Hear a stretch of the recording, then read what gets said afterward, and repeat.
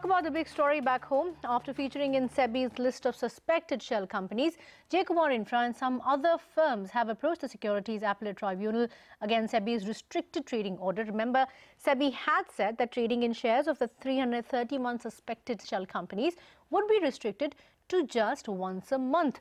What did the SAT proceedings indicate? Yash Jain is here with the details. Yash, I believe the hearing is still going on, but can you take us through the argument so far? Well, yes, as we had reported, Kumar Infra and Prakash Industries had moved the Securities Appellate Tribunal, where the tribunal heard their case, essentially seeking a stay on SEBI's order of trading ban in the two companies. Now, going by company to company, Kumar Infra has said that they need a stay on SEBI's trading ban order in the company. They've said that this particular order is arbitrary and unreasonable.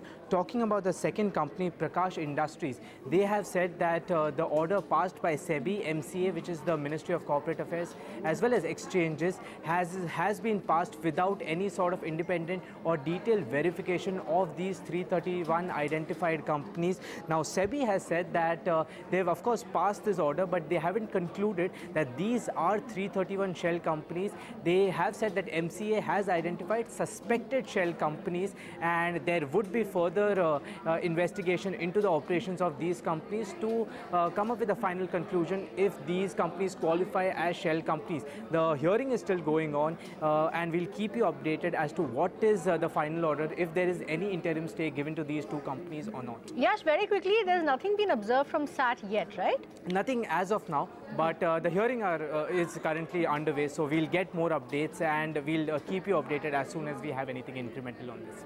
Okay, let's bring in a couple of guests as well. We have Deena Mehta, MD of Asit C. Mehta, as well as Sandeep Parekh joining in.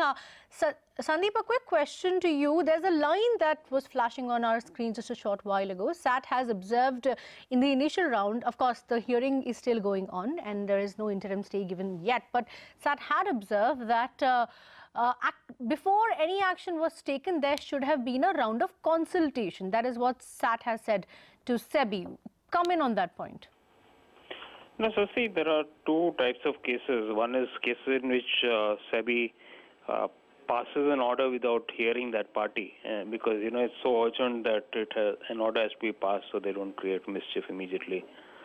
In this case, of course, we know that SEBI was sitting on this the facts of these 331 cases from 9th of June till August of 7th of August. So 2 months they have an identical list of 331 people, so they've not even reviewed the numbers.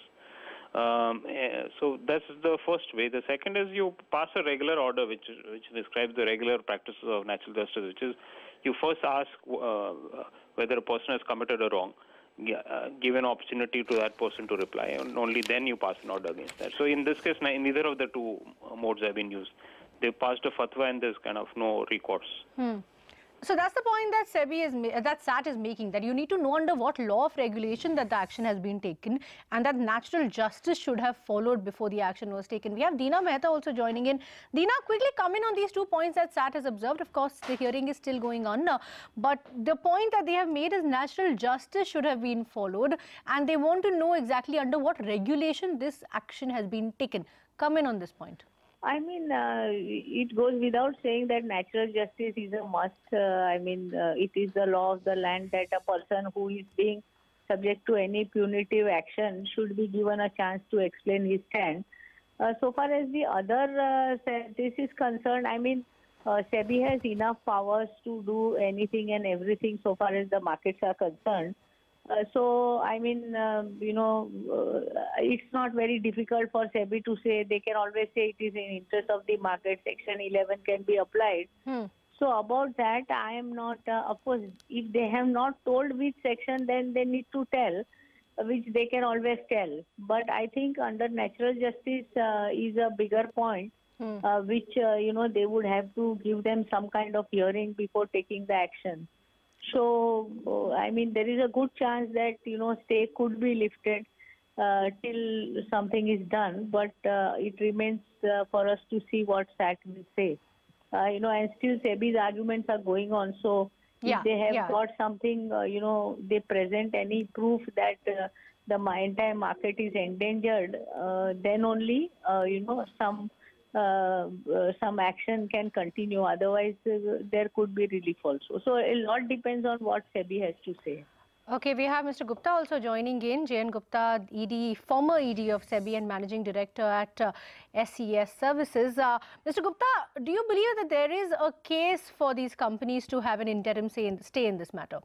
Do you believe that interim stay could be granted for J. Kumar specifically today? Always a case for a company which feels aggrieved and which can justify to the authorities, be it stock exchange, be it SEBI or be it Honorable SAT, that this order should not be applied to them because they do not fit in the criteria based on which the action has been taken. And I am sure whether the application goes to SAT or maybe to stock exchange or to SEBI, they will certainly look into it and do away with it. So there is always a case. Yes. There is no question of not having a case for those companies which are genuinely good. Sandeep, come in on this. Do you believe that an interim stay could be granted? Granted, because I think this order is just bizarre. It alleges nothing except for some vague concept of shelliness. And what is a shell company and how is it an offence under which law? So I think this is kind of the most hollow punitive action they've taken and not even provided a recourse. So I think it has to be set aside. Whether SAT does it today or whether it does it after giving SEBI a more detailed opportunity has to be seen.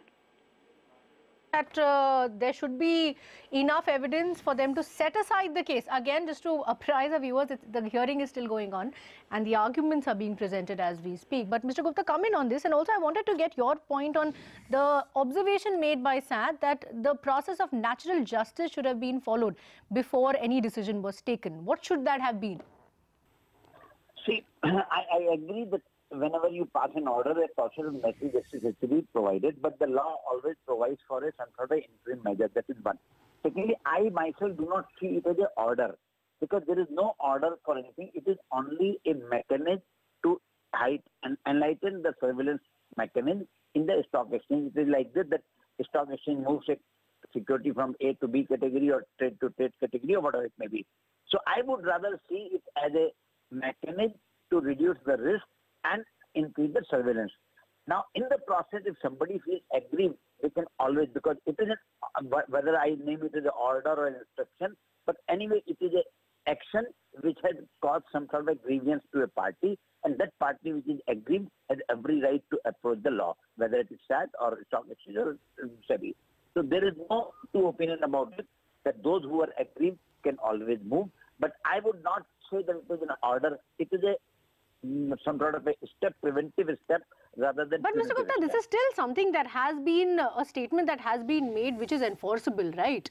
Hence, it does affect itself into an order. I'm not denying it. I'm agreeing to it. That whatever name I give, whether I give it as a preventive measure, punitive measure, or order, or instruction, or a circular, it has an effect of its own, and against that effect, somebody can be aggrieved. And if that aggrieved party goes to the authority, it will have a right to be listened to. Okay, let's wrap this conversation. Dina, very quick word to you. Would SAT be the final say here? You know, we'll probably see other companies also get back, but would SAT be the final say?